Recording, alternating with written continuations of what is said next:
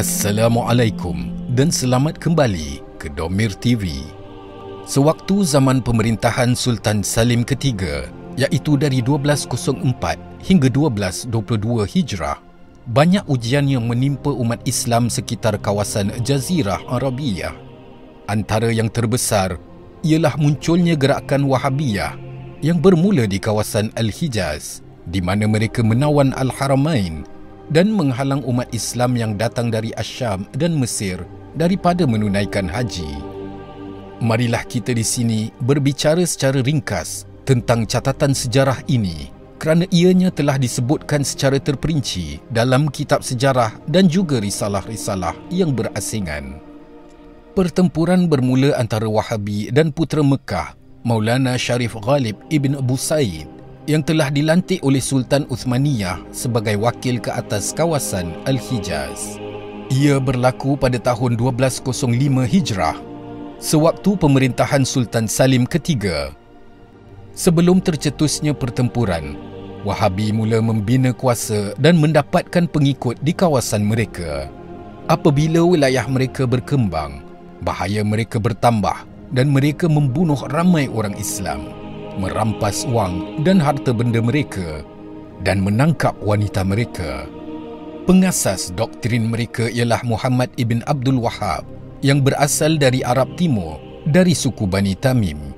Hidupnya lama, kira-kira 100 tahun. Beliau dilahirkan pada tahun 1111 Hijrah dan meninggal dunia pada tahun 1200 Hijrah. Sejarahnya diceritakan seperti berikut. Muhammad ibn Abdul Wahhab bermula sebagai penuntut ilmu di kota Nabi SAW, Madinah Al-Munawwarah. Ayah Ibn Abdul Wahhab adalah seorang yang baik, seorang yang soleh di kalangan orang-orang yang berilmu, sebagaimana adiknya, Syekh Sulaiman. Bapanya, adiknya dan para syekhnya, iaitu guru agama, pernah menegurnya dan memperingatkan orang ramai terhadapnya. Ini kerana Ibn Abdul Wahhab dijangkakan oleh mereka akan membuat banyak penyelewengan kerana penelitian mereka terhadap ucapannya, perbuatannya dan kecenderungan beliau mengenai banyak isu. Apa yang diduga oleh bapanya, adik-beradik lelakinya dan guru-guru agamanya menjadi kenyataan. Oleh kehendak Allah Subhanahu wa taala, Ibn Abdul Wahhab memulakan inovasi cara dan kepercayaan yang menyeleweng dan menyesatkan dan berjaya memikat beberapa orang jahil untuk mengikutnya. Cara dan kepercayaannya yang menyimpang dan menyesatkan ini bercanggah dengan kata-kata alim ulama. Kepercayaan ini menyebabkannya melabelkan Ahlus Sunnah wal Jamaah sebagai orang-orang kafir. Dia secara palsu telah mendakwa bahawa menziarahi kubur Nabi SAW dan tawassul sebagai syirik. Selain itu, dia secara palsu mendakwa melawat kubur nabi-nabi lain dan orang-orang Islam yang soleh, iaitu awliya, dan bertawassul kepada mereka adalah syirik juga.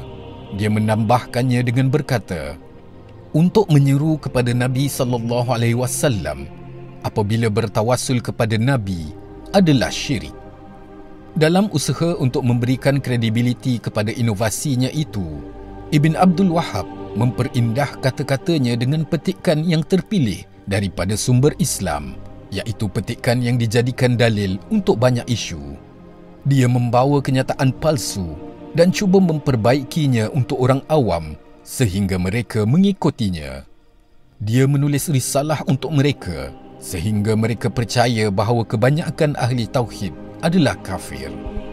Ibn Abdul Wahhab mengambil ayat-ayat yang diturunkan untuk membicarakan tentang orang-orang kafir dan menggunakannya untuk kaum muslimin. Contoh-contoh ayat Al-Quran berikut menggambarkan perkara ini.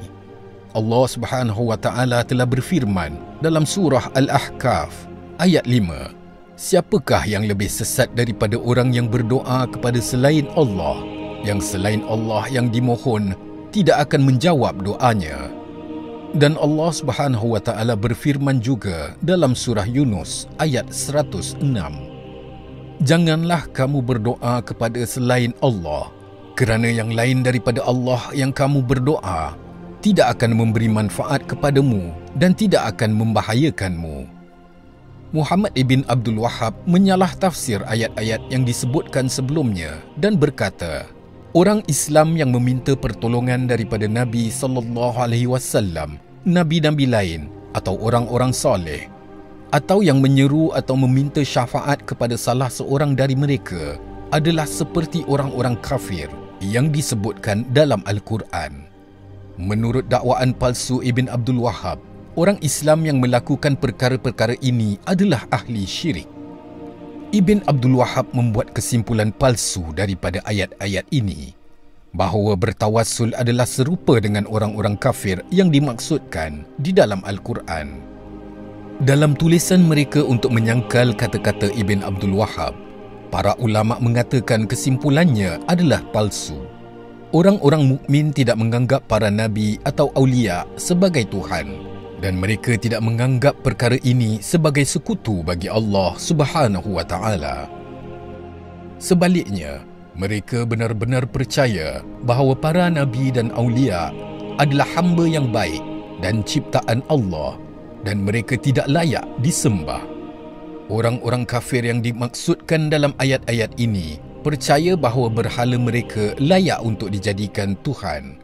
Orang yang beriman pula tidak mempercayai nabi-nabi atau orang-orang Islam yang soleh berhak disembah, dan mereka tidak layak disifatkan dengan sifat Tuhan.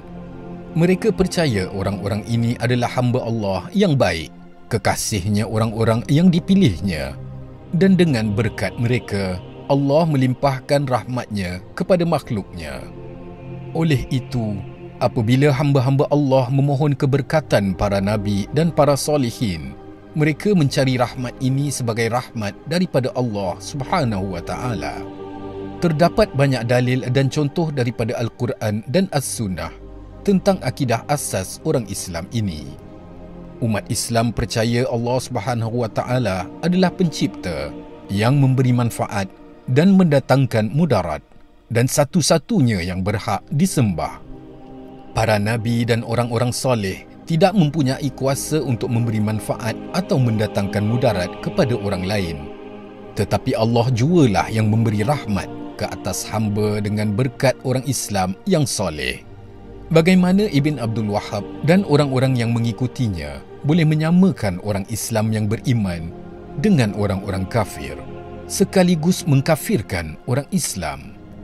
Semua ayat-ayat yang disebutkan sebelumnya dan ayat-ayat yang serupa dengannya adalah khusus untuk orang-orang kafir yang mempersekutukan Allah dan tidak termasuk orang-orang yang beriman. Selain itu, Ibn Abdul Wahhab menyeru putera-putera Arab Timur dan penduduk Ad-Dariyah untuk menyokongnya.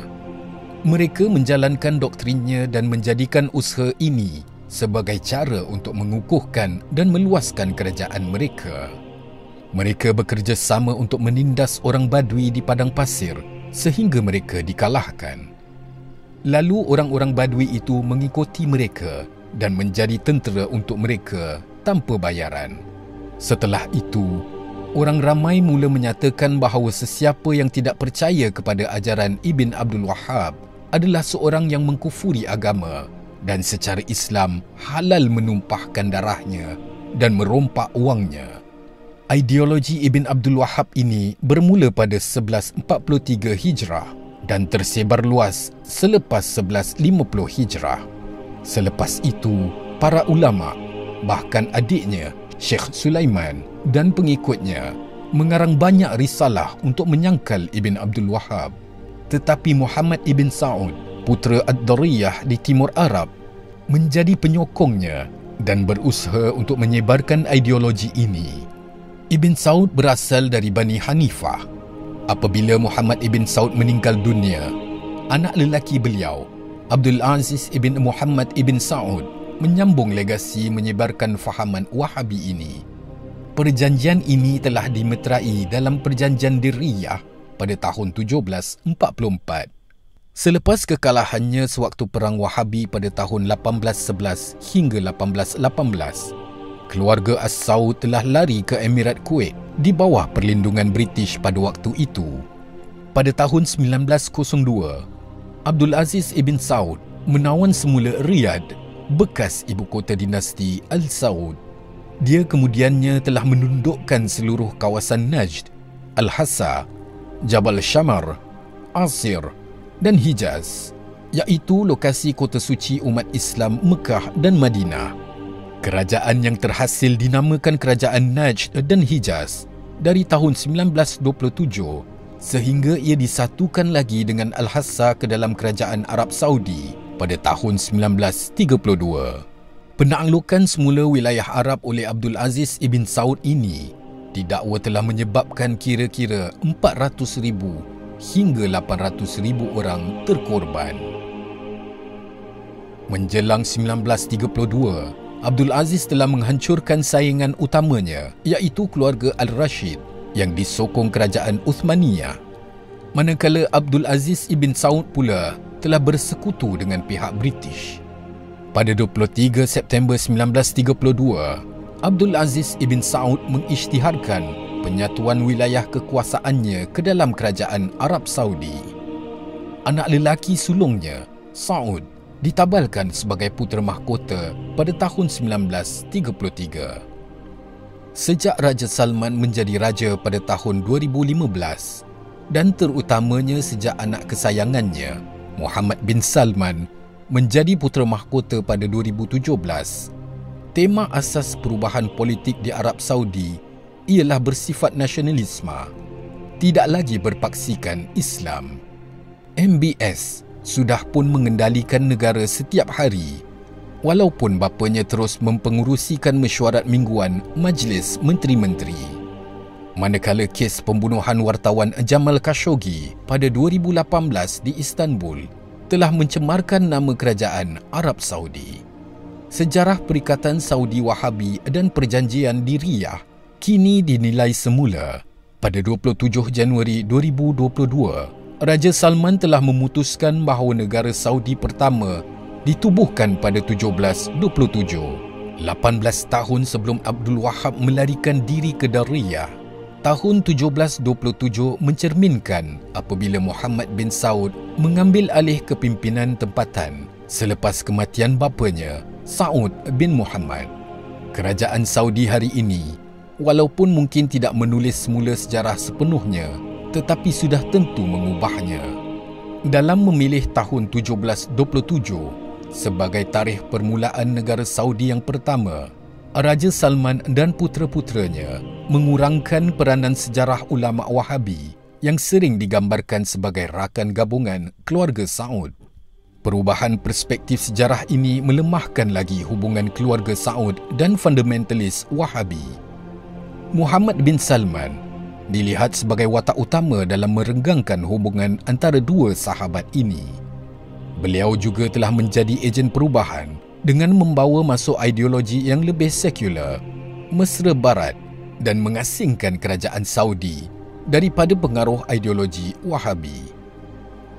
Hanya dengan masa, barulah kita dapat lihat kesudahan gabungan Saudi Wahabi ini, dan hanya Allah Subhanahu wa Ta'ala yang menentukan baik buruknya terhadap umat Islam seluruh dunia.